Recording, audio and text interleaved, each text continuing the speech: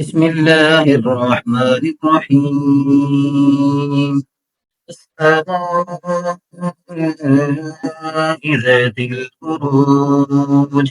واليوم الموعود وشاهد ومشهود قتل أصحاب الأخدود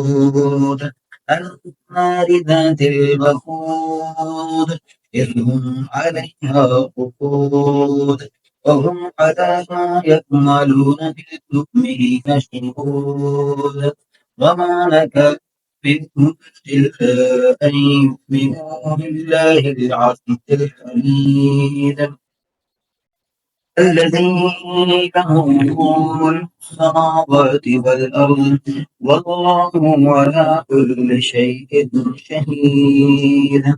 إن الذين فتنوا المؤمنين والمؤمنات ثم لم يتوبوا فلهم عذاب جهنم ولهم عذاب الحريق إن الذين آمنوا وعملوا الصالحات لهم جنات تجري من تحتها الأنهار ذلك الفوز الكبير إن بطش ربك لشديد إنه هو يبدئ ويعيد وهو الغفور الودود ذو العرش المجيد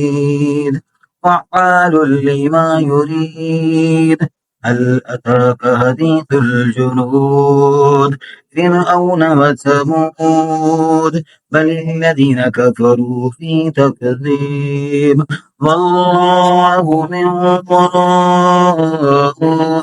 محيط بل هو قرآن مجيد في لوح محفوظ